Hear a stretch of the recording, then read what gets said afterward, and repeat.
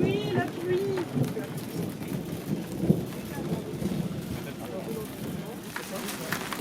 C'est sec la Bolivie. C'est une saisonnalité hyper marquée là où j'étais, donc vraiment une saison sèche, très sèche, et une saison très humide. Mais du coup, ouais, après, genre 5 mois où t'as pas de pluie littéralement. Si on avait pris. Ouais, c'est content quand enfin il s'est mis à pleuvoir. D'accord, ok, putain, je suis perdu moi. Après, tu mets ça là-dedans, tu trouves un carrière des eaux. Le plus gros qu'on a eu quand même, on a eu un peu ça. Ouais. Ouais, ça a vraiment pris toute la montagne qui était à côté. Là. Du coup, La chef va me dire comment faire. tous les paysans qui brûlent leur terre, évidemment, en plantant un cheminement. C'est un peu salissant par contre. C'est pas une salade. Il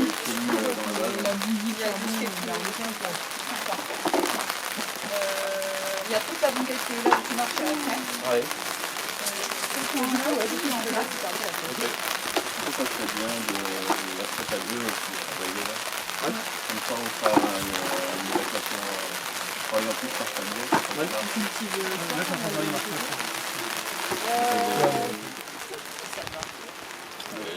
Pas de soucis, on peut éviter de faire une nouvelle archéologie du travail.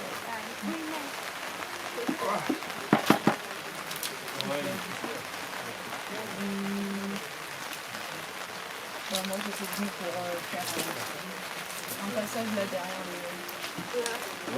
le barrage. Ah, mais du coup, je suis sous la pluie. Fuck. J'avais l'impression qu'on avait fait Après, derrière, on peut quasiment passer, on juste une marche sur le talus. C'est ce que j'allais faire. Ouais. Bon, de toute façon, c'était fouillé là. Juste là pour fouiller, donc je peux me De toute façon, en fait, si tu fouilles par famille comme ça, tu défends la marche, ensuite, sur le côté, avant en plein vue, quand la marche passe. Ah, on a un petit peu à peu là.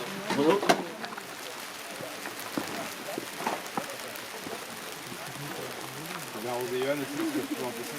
Ouais, je comprends.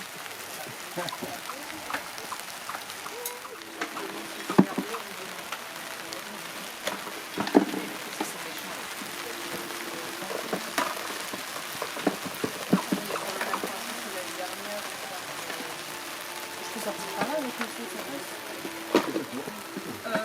Juste on ne prend pas trop les petits charbons. Sauf si quand ils sont vraiment gros, c'est un truc de bien. La charbon. Ils ont trouvé des choses intéressantes ici là. Il y a de la tortue. Et après, ils travaillent sur l'arbre. C'est arrivé, c'est que quand on est arrivé à la limite de la carrière, on a vu les eaux qui passaient dessus, sous les lignes. Parce qu'ils affichent tout. On nous devrait donner la carrière. Oui. Là, vous avez vu là en face, il y avait des vignes. Tout a été arraché. Donc là, vous avez le paléontologue. Regarde, et oui, les couches se prolongent ici. Donc là, on en parlait ce matin. Donc il y a des projets. Alors les projets, c'est à 10, 20, 50 ans. On est en train de... Bon, alors vous avez le choix entre département ou grand cognac, il y a quelques Vous êtes équipé aussi.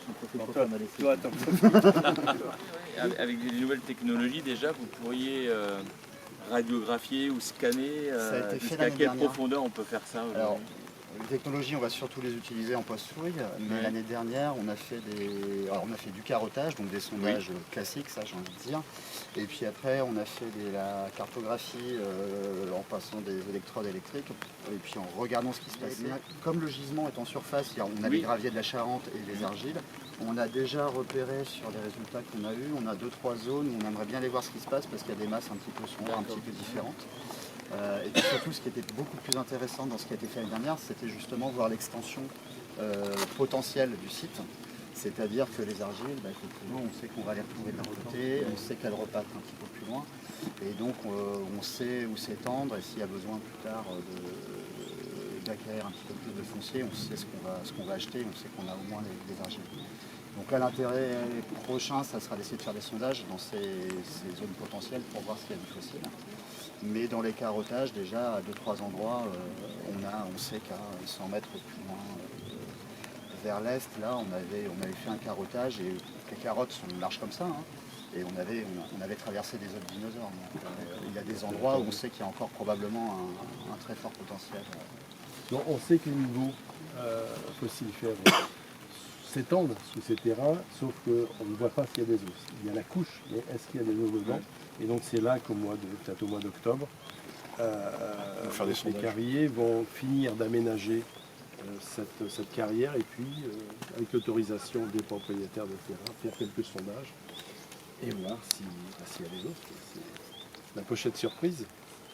Voilà, c'est marrant, les trois personnes qui travaillaient pour l'entreprise qui nous ont fait justement ces petits sondages de surface l'année dernière, là, sont revenus aujourd'hui passer une petite journée sur la fouille. Les gens aiment bien les carotteurs aussi, quand ils arrivent, ils disent est-ce qu'on peut repasser, est-ce qu'on peut fouiller, mais ne serait-ce qu'un quart d'heure, une demi-heure, c'est de venir participer parce que c'est des choses.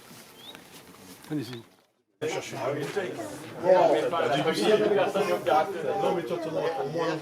Oui, là il y a des crocodiles, mais au-dessus c'est des dinosaures à côté. Du coup, il y avait des crocodiles ici? Ah oui, beaucoup. C'est le... Oui, et ça c'est le même dinosaure. C'est beau, hein? Oui. Parce qu'ils ont trouvé ce type de vertèbres et d'autres matériels. Il y a une face d'os d'éléphant. Il y a un os d'éléphant marqué grave 1886. Et puis quand on montre ça à mon collègue, à Ronan, il dit ah ben non, ça c'est du stégosaure, ça c'est du l'éléphant. Et en fait c'est pas l'éléphant. Oui, parce qu'au début aussi, tout le monde a cru que c'était les premières découvertes ici. Là. Ça fait un siècle et demi qu'on trouve des dinosaures ici et personne ne les avait vus. On n'est pas persuadé qu'on a trouvé des os d'éléphants. Voilà.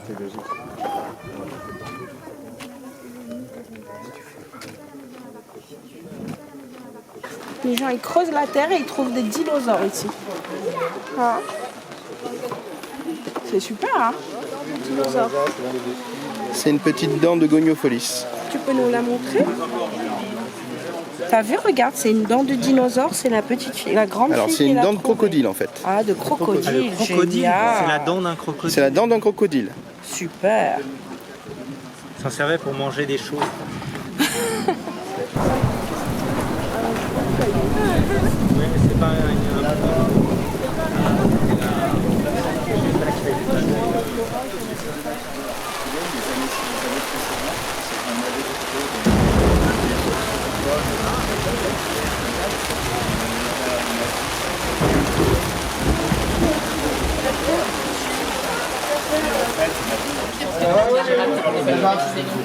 Après tu te donnes à Isabelle. Mazan. Je veux bien.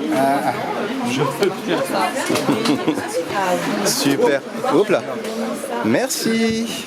Pardon. Notre couleur. ça va. C'est vrai que je l'ai sorti et ils ont mis ça à l'intérieur. Alors Isa 1929. C'est pour ça. C'est 1929, hein. Donc on rigole plus là. C'est parti du métier. 1929, le Pinot. Mais j'oublie. Écoutez, je le connais, je le laisse pour les autres. Ça nous fait plaisir de le partager avec vous. Sans vous, on n'aurait pas cette chance. C'est ça. Merci de votre visite et de l'intérêt. Non, c'est toujours un moment exceptionnel. C'est pour ça que votre projet il est incroyable parce que je sais pas, quand on parle autour de nous, il y a plein de gens qui ignorent encore ici. Oui. On a un site scientifiquement qui est mondial parce que c'est ici, donc on se dit on ne peut pas conserver ça uniquement entre spécialistes, alors avec quand même les visiteurs qui viennent générer ou grâce à Mazan qui l'exporte de la France de là, mais C'est toujours un moment incroyable d'être ici parce que c'est tellement sympa. Bon, bah, Monsieur Rivière. Monsieur Rivière. Et à toute l'équipe d'Anjac alors. Et merci de votre accueil comme chaque année. C'est une belle parenthèse. Bienvenue à la maison, si, avec Jean-François, Renan s'il est là, et Catherine. Et on suit. Voilà, vous suivez madame. Les dames. Moi je vous conseille, parce que j'ai fait la dégustation samedi matin, j'étais venu en vélo. C'était compliqué. Hein. Il faut dormir sur place. Non mais c'est pour ça qu'il y a besoin d'un peu de chambre d'hôtel là, avec ce projet là. Il faudra dormir un peu. Parce qu'en plus les producteurs de Pinot viennent faire des dégustations sur place. Il y a déjà des bassacs à Lessie, ici les ombrages. Et puis le Bon Cognac a un projet à Saint-Simon. Ah, Saint-Simon. Une halte liée avec la Non. Regarde, il est content. Waouh. Attends, mais c'est énorme. Ah, c'est incroyable, non? Thierry, il frétille, là. Ouais, non, mais tu... Oui, d'ailleurs, l'anthoplastre Ronchard qu'il a fait.